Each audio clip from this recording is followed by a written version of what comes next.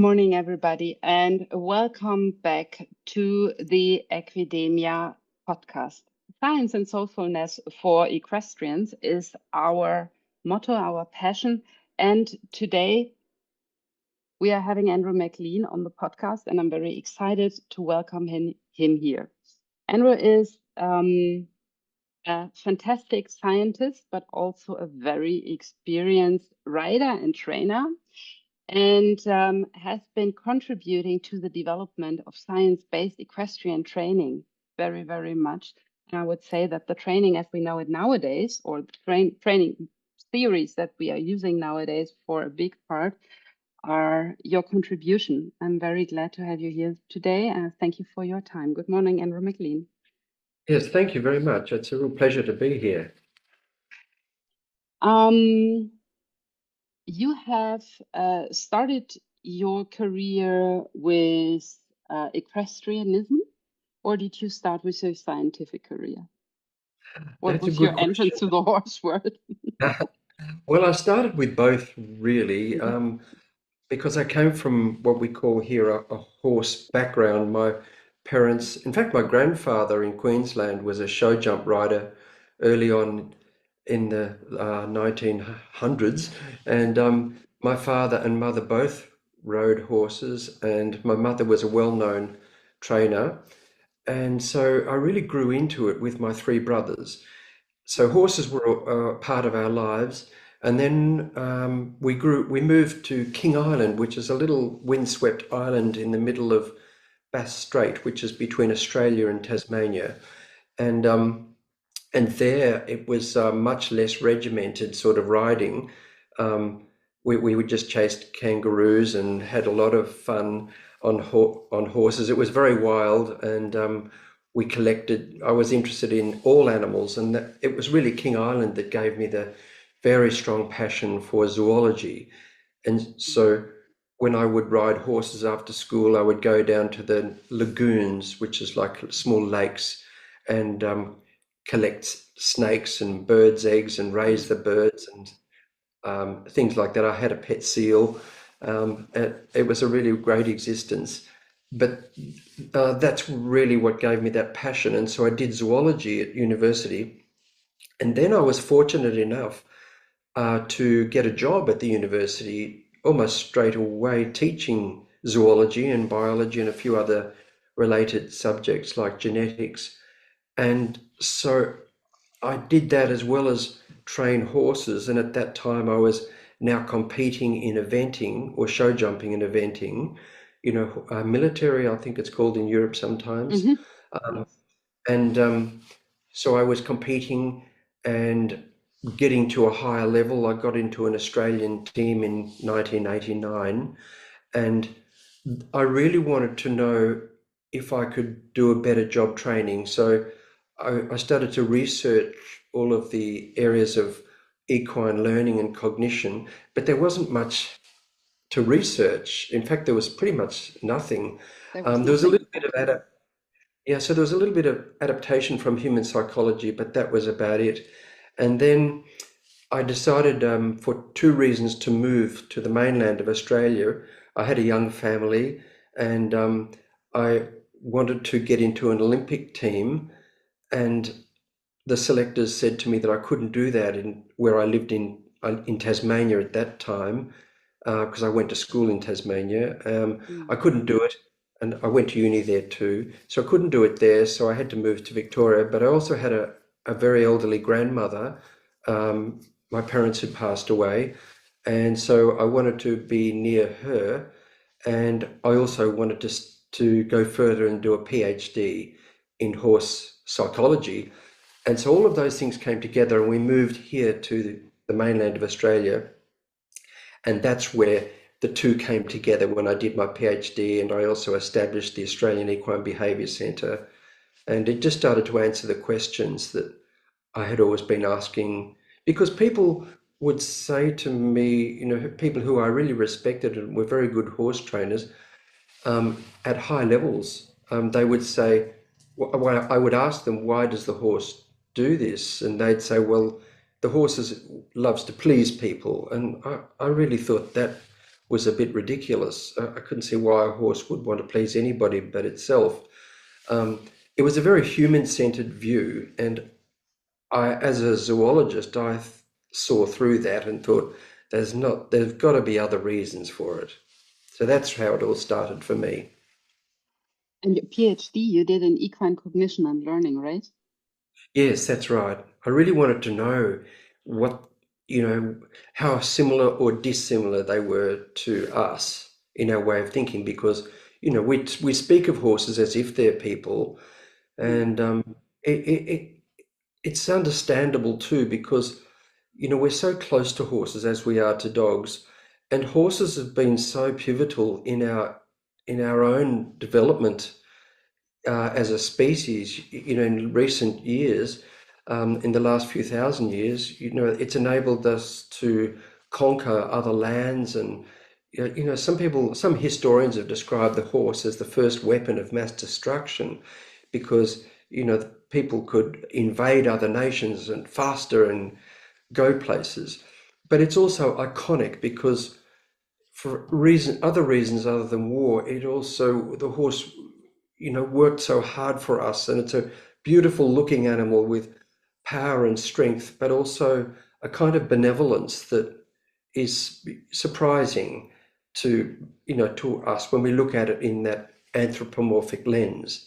And then more recently with the horse in sport and the horse as a companion animal, it fills so many needs, and it gives us a narrative that is almost inescapable. We can't help talking about the horse as partner and the horse as friend and worker and sports partner and all those sorts of things. So it's very complex in our psyche, I think. I guess you're right. That is my experience, at least also when I'm working with students and how they're describing their horses and everything around it. It's not always for the benefit of the horse when we are humanizing so much. No, exactly. Anthropomorphism, where we give horses and other animals human traits, is it has two sides to it. There is a beneficial side because if it brings people closer to horses and it gives us a feeling that we can't describe scientifically yet, but we feel very bonded to the horse. And I think in so many ways we are, when we have very good experiences with the horse, it's a really interesting sort of interspecies communication. But then on the other side of the coin, if we anthropomorphize the horse too much, it can lead us to start to blame the horse as if it's a culpable human, as if it's the horse's fault and the horse should know better. And we hear this all the time when we hear commentaries on the horse in sport too, that, the horse is described as if it loves to do what it's doing. And I'm asked quite a lot about the horse because I'm on the board for the welfare committee for horse racing Victoria, and we have a very strong welfare committee there. But I did some interviews, and people that more than once the interviewers have said to me, "But the horses do love racing, don't they? They love to win." And I'd have to say, well, I don't really think they do, but I think there's so many interesting things that they look like they do because we're so close to horses that when we feel happy about whatever thing has just happened, so much of what we feel is transmitted to the horse. So it's not really that he loves to win, but he's very happy in our happiness if we have a very strong connection. And that's really what we should be trying to achieve all the time. What was a moment where you realized that there is really the necessity for a more scientific approach in horse training? Well, actually, I think it was very much before I began my PhD, I realized there was just no literature on horses and very not much on animal cognition either, really. These were very, I guess, early days of the study of the animal mind. There were a few people who did trailblaze there, and for example, Martha Kiley Worthington, she wrote a book about the about horse behavior, and Lucy Rees, and even a few people before then wrote about horses, but from the lens of human psychology often, because that's all we had as a model. And then Martha Colley Worthington did change the way we viewed the horse to some extent, because she looked at horse behavior as a species. So I think that was a really big step forward. But my interest was really about the interaction we have when we're training. How does that work? And what do we know? And that was the thing, we didn't know very much. You have been adding many contributions to the horse world. You have been writing several books about equestrian training. You have been working on the 5-domain model, what is one of the models that we are at Equidemia using as the base of understanding horsemanship. And of course, the 10 principles of training, what is, I hope, very known so far in the equine industry. Could you walk us a little bit through the process of developing these principles? Yes, well, that's it's an interesting sort of historical question now, because when I first began, when I was halfway through my PhD, I realized that there were some emerging principles. Excuse me. And so I wrote a book before I actually finished my PhD called Horse Training the McLean Way. And that was the last time I ever wanted to have my name attached to it, because I didn't, once I'd published it, I felt I didn't want it to be about me. I wanted it to be about the horse and something we could build on as you know, with ideas as we get to know more. But in that book, I described some principles, and then, to my great luck, I met Professor Paul McGreevy, who's since become a good friend, very close friend, and we began to work together. And Paul was very already involved in the scientific world, whereas I had not been, except for my PhD. So Paul really helped me get through all of this, and we did a lot of work together. I co-wrote a chapter for his book, Equine Behavior, and then we wrote books and we wrote papers together. And one of the papers was called The Roles of Learning Theory and Equitation.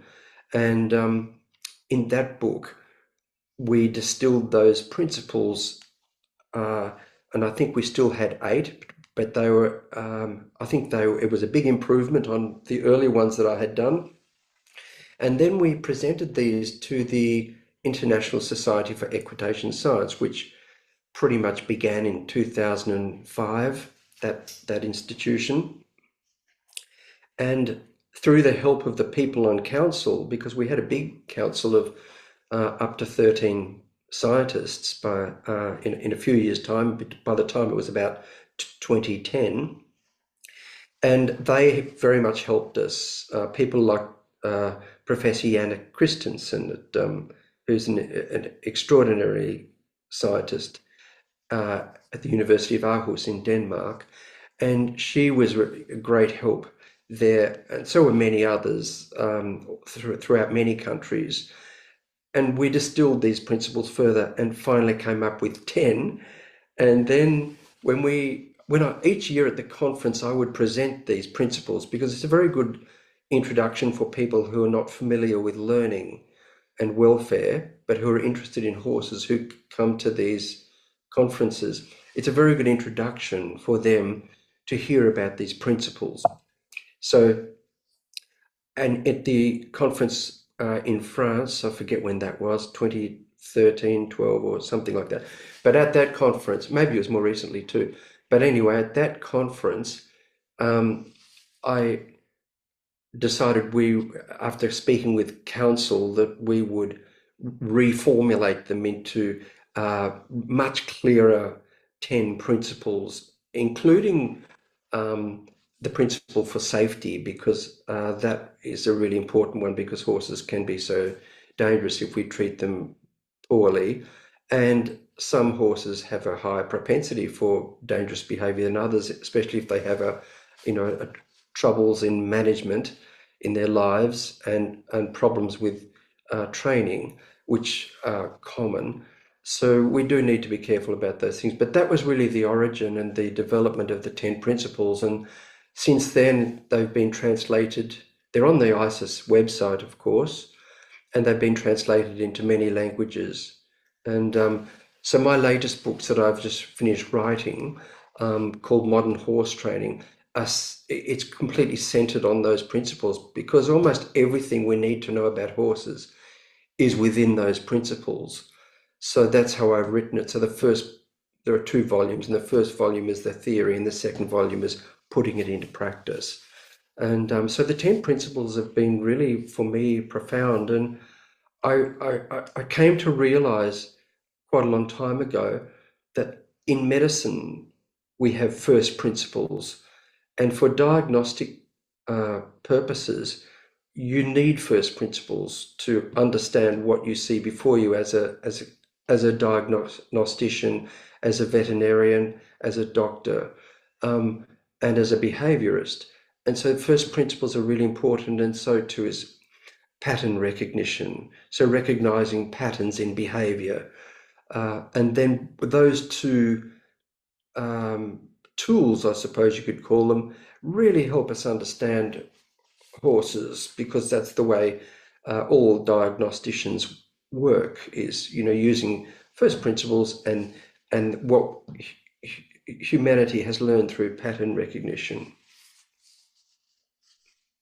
You are using learning theory as a base also for enforcing the 10 principles of training, what also was a kind of new approach to writing, because the writing world I grew up in, now I have a different background, but when I was a child, what I always heard from my writing teacher, and what I'm still hearing when I'm going through the equestrian facilities where I'm working, is the horse knows what to do, and the horse knows this and knows that, but you are really applying learning theory for building up language with the horse. Exactly. I think that's a very good way of putting it, because it is about communication. And it's interesting because, I also work with elephants, and I often use this example to explain to people, because the horse world is just like the elephant world. The elephants, people train elephants, and in some countries they ride them, and they're useful in India, for example, they're used for tracking down poachers who are trying to kill rhinos and tigers, etc. Wow. So riding elephants in the forest there's no better way to get through the forest in a quiet kind of way. But when I was doing my first workshops in Southeast Asia, the background behind elephant training is largely Buddhist and Hindu, and so they would, particularly Hindu, and they would say to me, well, of course the elephant knows what to do. You only have to teach him. You only have to make him do it. And I'd say, no, I don't think he does know what to do. I think you have to teach him. But they'd say, no, no, the god Ganesh gave us the elephant to serve us, and all you have to do is make him submissive to do it. And suddenly, when I heard those words, I realized all that I've been hearing about horses, because the assumptions are the same. The horse knows how to do it. And that's why people focused on submission, because if you make him submissive, then he'll do it. And then, of course, if he doesn't do it, it's because he's not submissive. So, my life has been so fortunate, because, by sheer accident, I seem to have, that's how I got into the elephant training world, as it was accidental, but it's been really fortuitous and important, because it really helped me understand horses through a different lens, and to understand the background, because the elephant is just as iconic in Southeast Asia as the horse is to Western Europe and Eastern Europe. The Eastern Europe, to the particularly Chinese and those parts of Eurasia. I shouldn't say Europe, I should say Eurasia. So yes, there were big similarities there. So I think we do need to remove that idea that we only have to let him do it, because we need to teach him, and we need to teach him with good communication, the signals. We need to recognize that and this is what much of my work and interest has been about is it's all good and well to say this is what you do when you ride horses, but are we sure that the signals we use are sufficiently different from each other for all of the different things we want? How does the rider's position fit into all of this? You know, the posture that when we ride certain movements, and these are included in most or many horse sports, postural effects. How does he know the differences between going faster compared to longer in the stride, or slower compared to shorter, or up and down gaits? You know, we go up to canter or down to walk or whatever. We need to be sure, and we need to be 100% sure that the signals we use are easily perceived by the horse and that they're sufficiently different. And that is a stumbling block because I have not yet seen a method that abides by those principles perfectly. There are some that are very good, but none are sufficiently, because none began with those principles in mind. So that's, I think, the benefit of the approach that I took, which you know, was, I guess, accidental, as I said, but is that I was looking at it from a top-down approach rather than a bottom-up approach, where we already had horses, we knew how to ride them, let's just explain it. Whereas I was saying, let's understand it from scientific principle, and that gives us a lot of insights. It also makes riding so much safer. It makes horses calmer and quieter. So, you know, there's every benefit for horses in looking at them in a different way. Absolutely. That was what got me hooked many years ago onto the academic art of riding, because it was the only equestrian style that I met that had this clear pedagogical approach and said, okay, we need to teach the aids first. And we're doing that on the ground. And then afterwards, we are implementing it into our equestrian training. And Yes, it's a little different setup than your training principles, but in basic thing is exactly the same. And that is what I like so much, that we have this very clear equine-centered pedagogical approach before everything else. absolutely. And in my books, these two recent books, what I've actually been explaining in the books, and I've even written it on the back Mm. cover, is that if people have different signals, that's perfectly okay. They can be superimposed upon this blueprint. But we just need to recognize all the different things that we want from the horse and ask ourselves, is it really clear what we ask of the horse? And that's important. I suppose the other thing that you mentioned that I haven't really addressed was the five domains model, you know, with the welfare. And that was another part of my journey, was looking into welfare. And again, it was kind of lucky that I did land on that.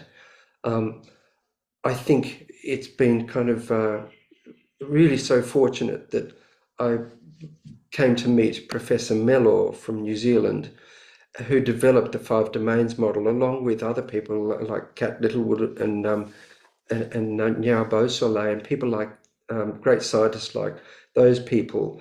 But the project was led by Professor Mellor, and five domains was, you know, is a great model. It's not really about recognizing all of these different needs in the horses and weighing them up against each other. It's really about identifying all the different needs of animals, because they can be different too, depending on their affective states. There's some recent science that's just come out about that, about how affective states, you know, how animals feel Mm. in any particular day or moment, if they feel, you know, pessimistic or optimistic, and the kind of mood of animals. And we now recognize that animals have these elements to their world like we do, and these also affect or have some kind of effect on the basic needs. But so I was speaking to Professor Mellor and said to him, look, you know, from my perspective, having trained elephants and horses, and to some extent dogs, I do know that you can make an animal's life worse through training, and you can also at least make its life comfortable. And the fact that you can really ruin and mess up an animal's life, to me meant there's a lot more to the behavior domain than maybe is explained at that time. This is before the pandemic. And to Professor Miller's credit, he said, "Well, let's do it. Let's create a new version." And I think that's the Mm. hallmark of a really good scientist. And I know a lot of them, and many of them are like that, I have to say. But it's a really great sort of hallmark of a good scientist that they're prepared to let go and improve the model. And that's the kind of scientist I've always modeled myself on from the people that I knew who I admired in the scientific world, that don't hang on to an idea if there's better evidence out there, then adapt and change. And so that's what happened. And so we developed this 2025, it's called the 2025 domains model. And I think, and that's been immensely successful. I think as a Mm-hmm. scientific paper, it's been downloaded now more than 100,000 times, which is, I've never had a paper or know of any other paper that's been downloaded that many times. So it's quite outstanding, and I'm really proud to have been in that team.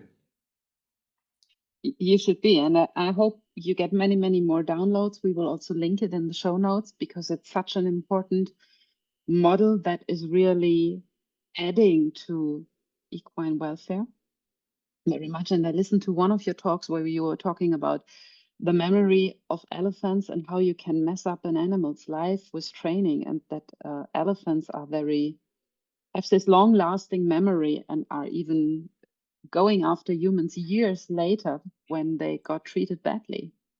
It's extraordinary. And when I Mm. first heard this, I was very skeptical Mhm. as to why and how they would do this if they really could, many years later. But I've been working with academics Mhm. in Southeast Asia, particularly people like Vivek Menon, who is the head of the Wildlife Trust of India. He's a scientist as well as these roles with the Wildlife Trust, and he's assured me that this is so, and that there's been so many stories of elephants breaking free and running through the village to the house where the person lived who did these things to them. But see, Wow. elephants, yeah, it's really interesting, but elephants are not domestic animals. There's a wild streak in all elephants Mm. because we haven't selectively bred them like we have with horses. We've changed the morphology of horses, and we haven't altered their behavior a lot, except that we've made them very tolerant through developing Mhm. what we call tameness, or really it's about habituation. And so Habitation. horses habituate to so many things now, they tolerate so much. Elephants don't. And so it's easy to make an elephant angry through problems in training and welfare. So the death rate from elephants is actually much higher than it is with horses, and it's high.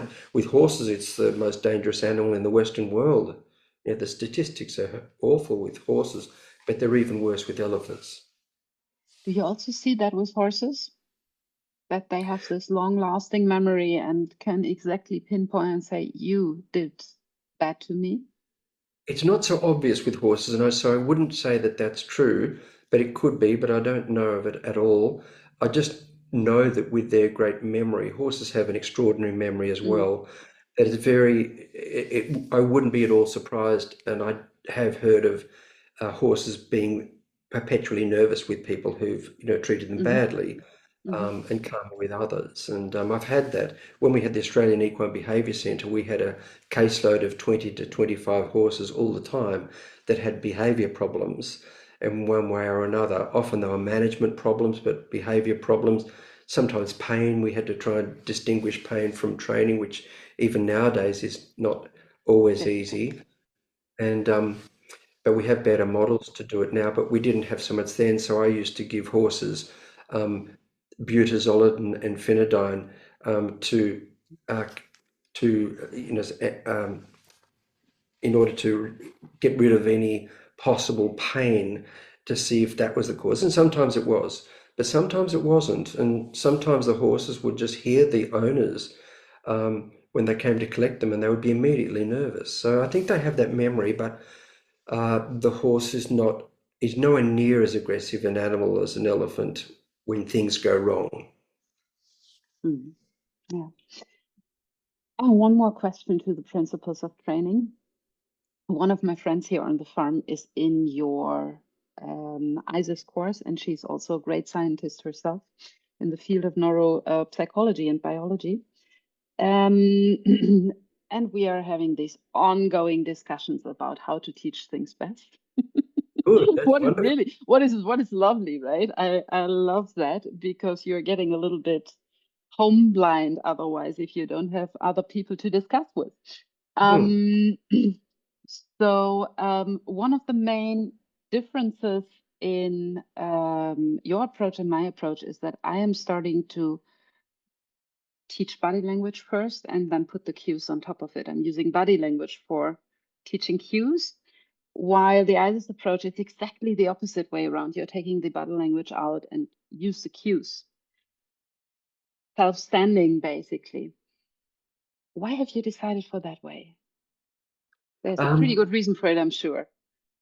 Yeah, there is, because the cues that we teach, there are many of them, but if we separate them into two groups, we have cues that Mhm. they learn by classical conditioning, and that includes body language, and then we have other, we don't call them so much cues, I suppose, but they're aids Mhm. that we use, for example, using the reins uh, with the bit through the mouth and our legs on the horse's body.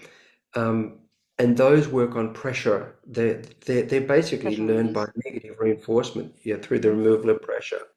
And reinforcement contingencies are really foundational to animal learning, in that you can build cues on. You can do it the other way around, because you can also go, you can, uh, there are so many ways of doing things, because classical conditioning is really interesting.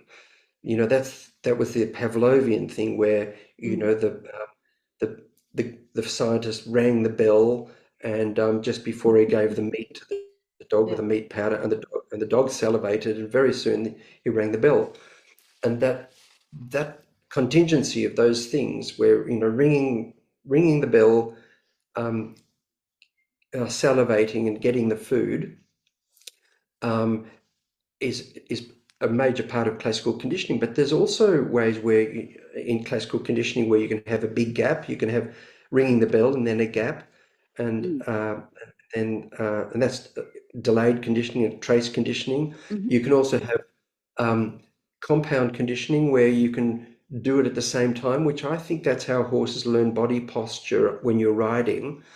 That your body posture moves at the same moment that you use the reins to slow down, and horses are very good at that. The only problem with doing that is that if you don't use your body in the right way with the reins or legs or Mhm. whatever you have coupled them with, then they don't work as well. So that's why riding posture is so important.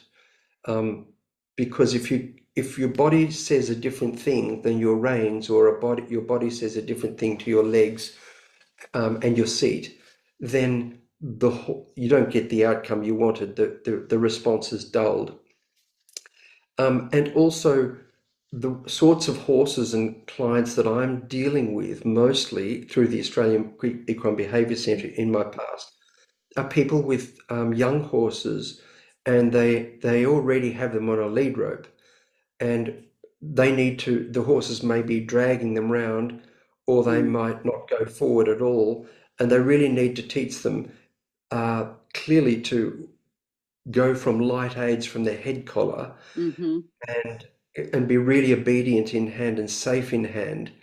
Um, but at the same time, while they're doing that, they're all learning body language too, because the horses are not just focusing on operant or classical conditioning. They're seeing everything. And so it is important to have Mm. the same kind of body language each time. And I think that's why the very best trainers also have quiet body language, the ones that I've always admired. It's important to be quiet with horses, but there's no doubt that you can do it the other way around. That's the thing. The horses can acquire all of these signals, but it's important to recognize the importance of reinforcement, and that ultimately, for example, when you're riding, although people, say, well, we use our seat to stop, and that's good. It really makes it nice and light. In the perfect world, that's perfect. And that's how you want it to be. But if the horse doesn't stop because he gets a big fright, you're always going to rely on the reins. So you always need that to be the backdrop. And if you don't practice, or if you don't check, how does the horse slow? And I don't mean pulling, I just mean closing your fingers um, as you use your seat. But if we don't practice these transitions, then problems can strike. So I see, like, for me, it's the interplay of all of these things: the pressure and release, the body language, all of those things. It's consistency is really the biggest thing. That whatever we do, we speak the same language each time. Thank you very much for this answer. That is taking a big stone off my shoulders. I'm always thinking, okay, where am I going wrong here? I usually There are a lot of tell good myself. methods. Yeah, that's why I think it's knowing the principles.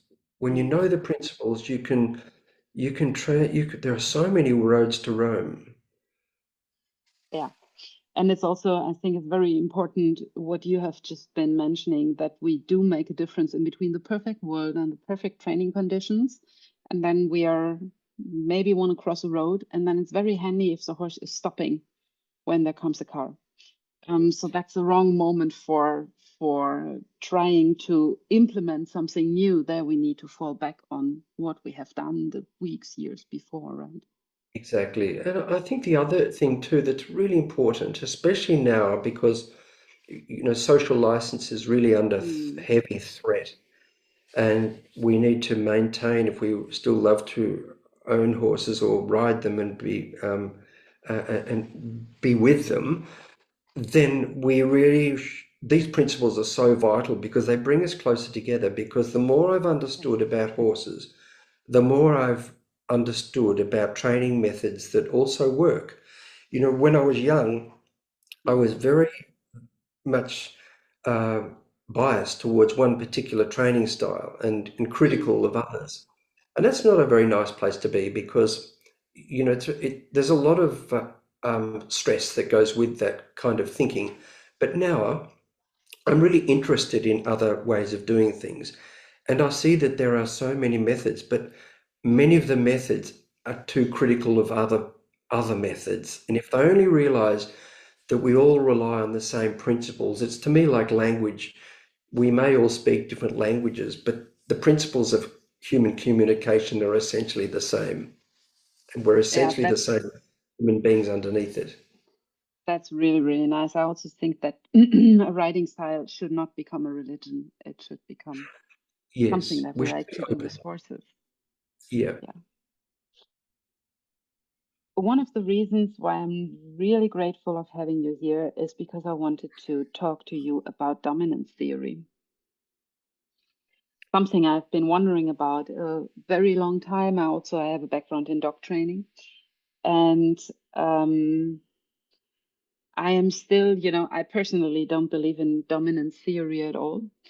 But listening to one of your talks, it was the first time that somebody could explain dominance theory and why it evolved and why it is also, not relevant for us in equine training.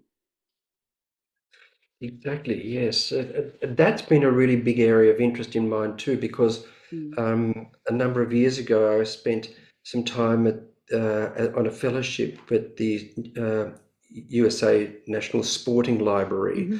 where it's one of the biggest repositories of ancient, well, not ancient, but Renaissance and since literature about horse training, some original works there from great trainers, and so to look at these works, you have to wear gloves, and it's under glass. It's really quite fascinating.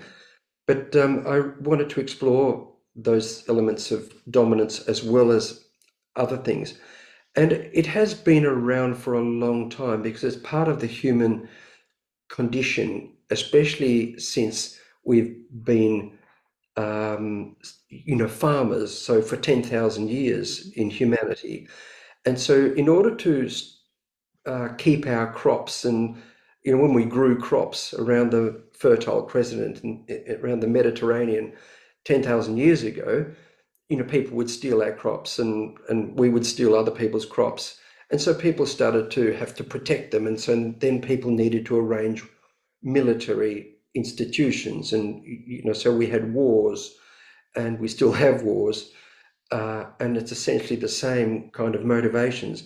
And so the best way, well, not the best way, but the most effective way to make an army is to go beyond the uh, the language and go to religion, because many more people can believe in the same God. And so all of these things are institutions that are really based on dominance, in the sense that, you have, and we have it in the school, we have it in business, we have it everywhere, where, you're the low worker and you can't just assume a position above you, you have to work for it. And so essentially dominance hierarchies are based on aggression, ritualized aggression, where if you do jump out of your station, you're in trouble. You're not allowed to. You can't just be the private in the army and suddenly become the major. You'll be in really big trouble if you start doing that. And so these things are really part of our traditional culture, and that way of thinking is. So of course we applied it to animals, and it came about also because when learning theory was uh, evolved, first of all, as a science in North America, it quickly became squashed and forgotten almost, because the social conservatives in America didn't like the idea of reinforcement. That that, for example, Skinner and Watson, who developed learning theory very much, they would proclaim that you can teach people to become better than they are. So if you could teach a peasant to become a lawyer, basically. And the social conservatives in the USA didn't like that. And so Skinner lost his job. His students never got jobs. The word operant conditioning never appeared in a scientific paper in the USA for about 20 years. And so in place of that came the science of ethology and animal behavior, which was great, but it never explained anything more than the behaviors that they saw in the wild. And it was easy to use dominance theory then too, because there were studies on chickens. I think it was Ebelsfeld, no, Schledrup Evie, that's right, in Netherlands, who described the pecking order in chickens, and everybody loved that, so we all jumped on that bandwagon and said, this pecking order hierarchy describes all animals, and so dogs live in a hierarchy and so do horses. And the first papers about the social behaviors of wolves also described that pecking order, and that's because these studies were done on Ile Royale, where the wolves were reintroduced. They weren't natural populations. But when they started to study natural populations, I think there was a scientist called Metz.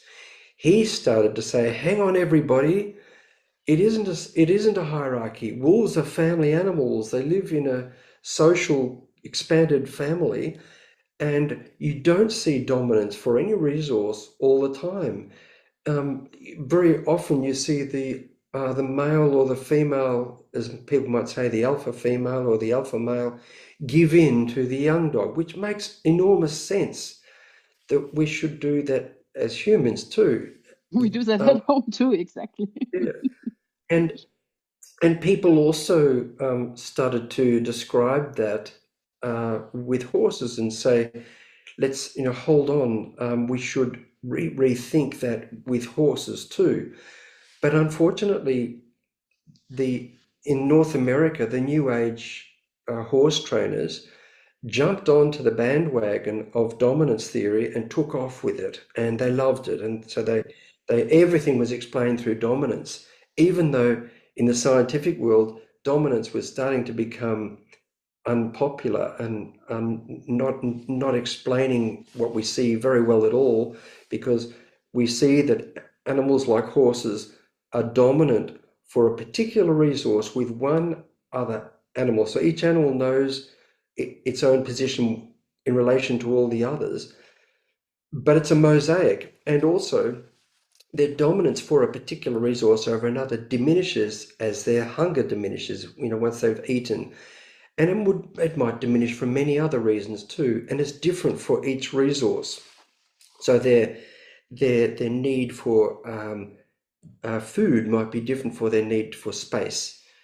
So there's really no need for it. But the idea that when it took off in the new age horse trainers, it's slowly changing, I do believe, because I know that some of them now describe dominance and submission more as in terms of operant conditioning and trialing behaviors rather than necessarily dominance. But nonetheless, it made people start to think that this is something we should apply to horses, and we need to make horses submissive to us.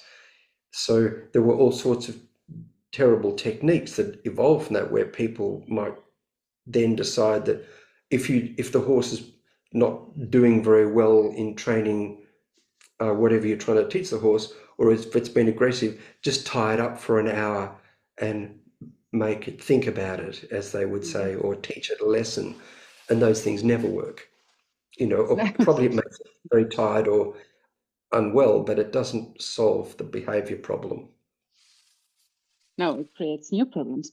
But we are still, I am still hearing that when I'm going out for education, or I'm also taking courses in advanced education, also for treatments. I'm an equine osteopath, that the horse doesn't cooperate, or that you shouldn't go under the lead rope or something because the horse is should not get into a dominant position. Always Yes, smiling a yes. little bit. Thank you. And people do it all the This is time, don't they? your Yeah. major problem, then yeah. And it actually creates problems, because Yes. then when you see it as a dominance problem, you treat it as one using aggression, and then or some other thing that's bad for its welfare. But then all you do is make the problem and other problems worse. And I think that's been a big lesson for me to learn about that, because I also thought that I'm originally a zoologist, and animal behavior gave us the sort of the bare understanding and ethology, a bare understanding of horses' social organization. They're herd animals and all of those sorts of things, and their natural instincts. But I then saw what the people were saying in the USA, and I jumped on that too. I said, that makes a lot of sense. Your horse is dominant, you need to make it submissive. But the things that I was doing were not about dominance. I was just teaching it to lead properly. And so I started to think that's a ridiculous idea. And I had to think about that seriously and move away from it. And I think my whole life has been like that, is changing what I do. And sometimes through, a lot of criticism from people, but every bit of criticism I've ever had has been really valuable for me. I didn't always like it at the time, but it's been really valuable. And I think it should be for us all, to make me rethink what I'm doing and look for a better way to manage things. This is how we evolve, right? That we are getting Yeah, revisiting our ideas and try to improve. Hopefully we try to improve our life long. yes. Maybe we'll think in some years' time we'll be different again. I hope so. I I hope hope we so. continue to move. I hope we continue to learn and to become better equestrians, and not only in the sense of social licensing, but especially in the sense of having a good connection with this fantastic, great animals. So when we can agree on that dominance theory is outdated, how can trainers and riders shift towards a better method, science-backed methods today? How can we implement that? I think that there are a lot of ways we can implement it. In education, I think that's a really important way to teach people and to recognize that. I always think that because we're in this really big, difficult position now in the world Mm, with losing our social license. There are many different approaches that people have.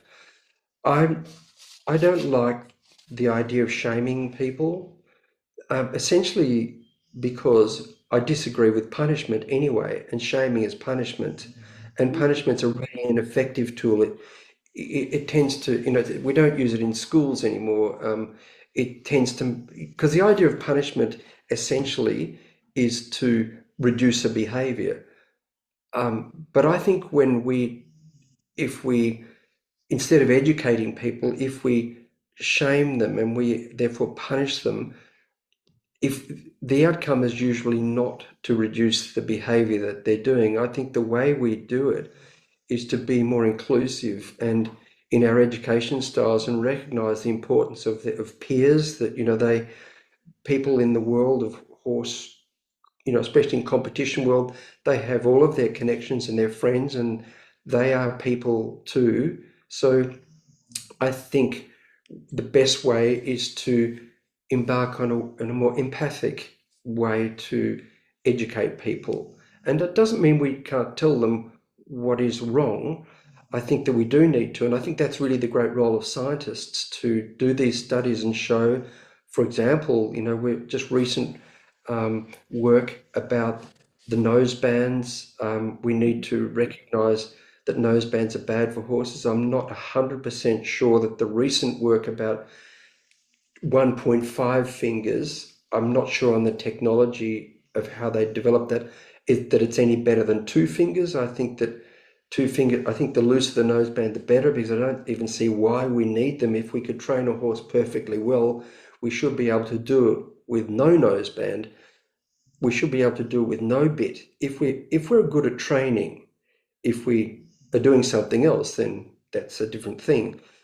But people call themselves trainers, and I think if you do, you should be on a journey to do the greatest things with the least amount of force. So as we as we go through our world with these challenges in social license, I think education is the important thing, but recognizing also the science that we do know nose bands are not great. We do know that there's pressures from curb bits.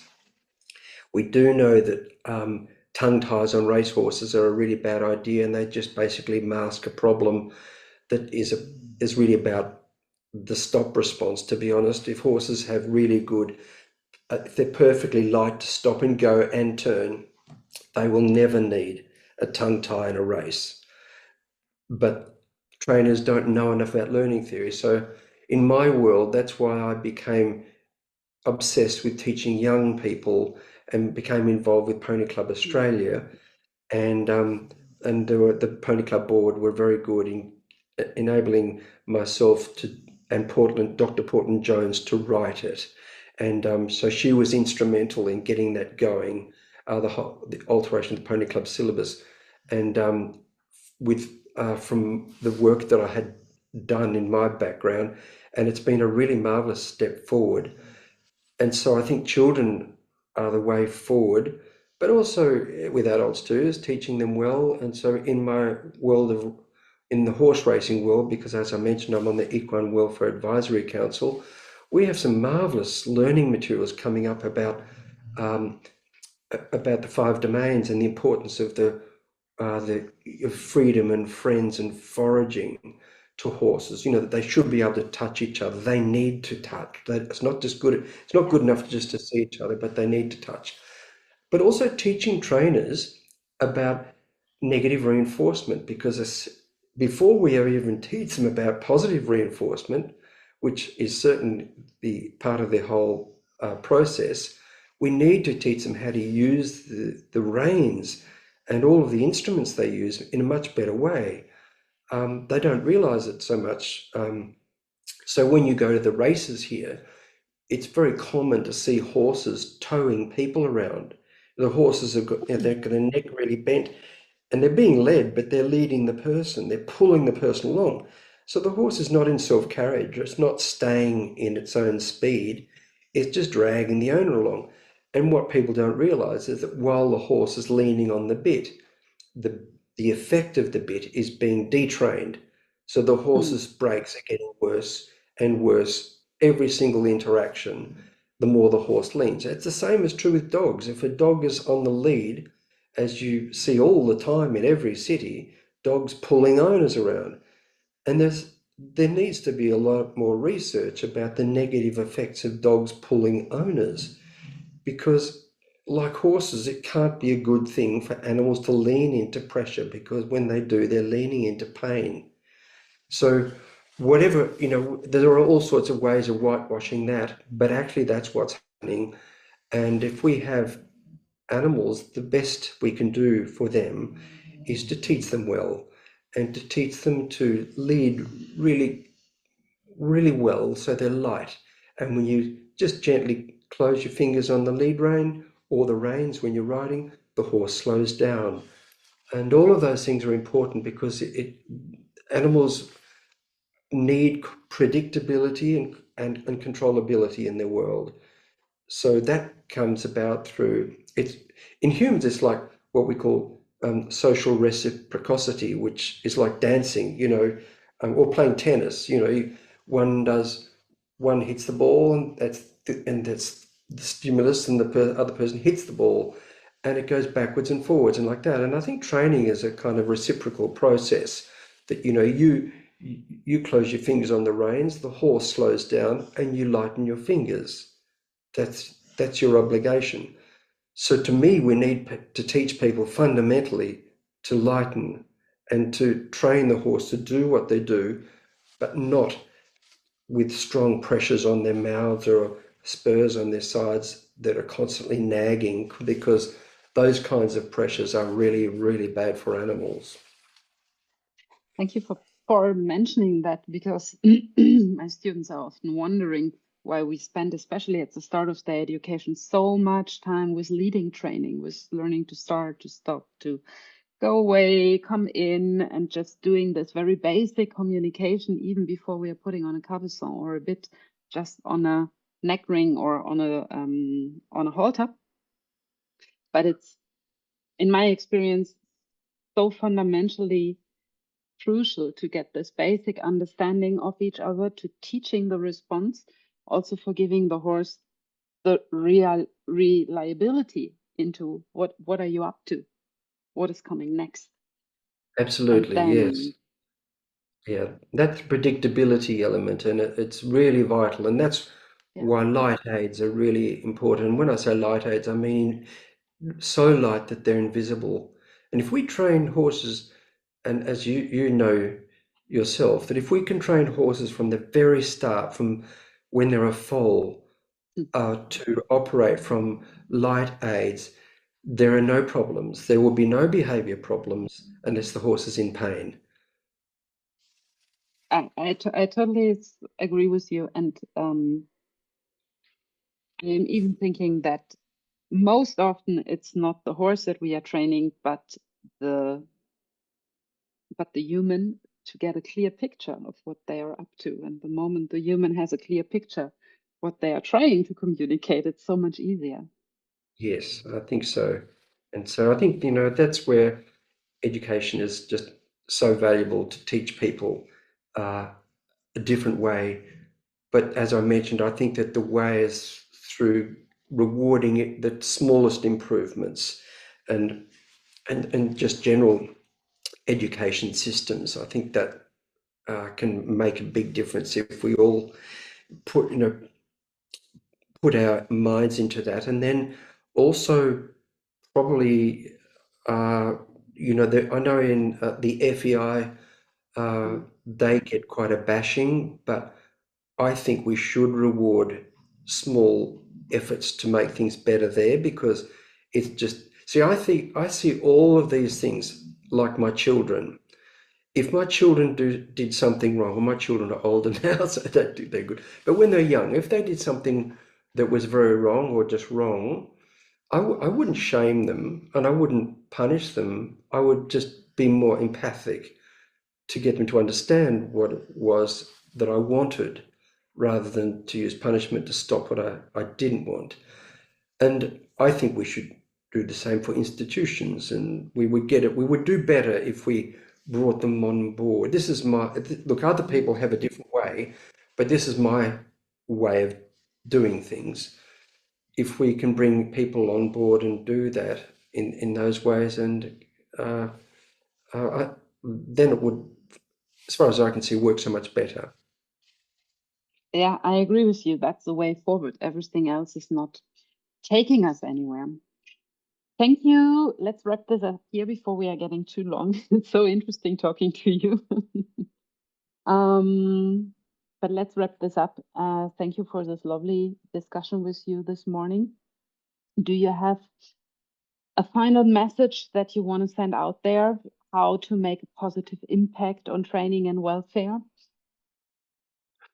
Yeah, well, I always like to say to people to think about the 4 Fs, as I call them now. That we know about the 3 Fs. You know, the importance of friends. Horses are social animals.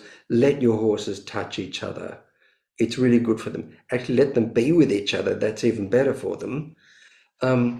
Give them some freedom to do the things that horses like to do, whether it's rolling or whatever they like to explore, and exercise. All of those elements are part of that particular F of freedom.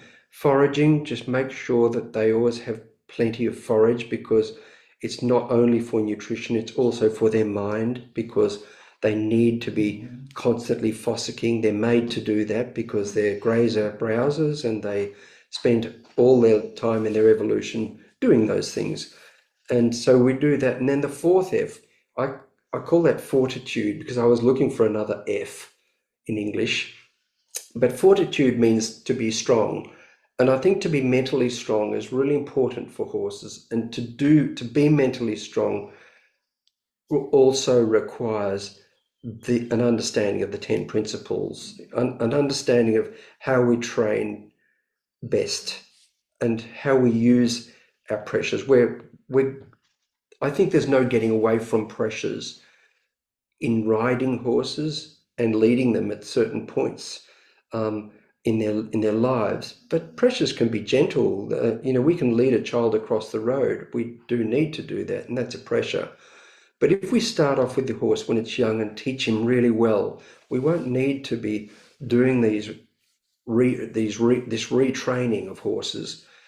We would have much better and happier horses. So I think train them well and look after them. That's, for me, the best thing. And therefore, for people, is to explore more.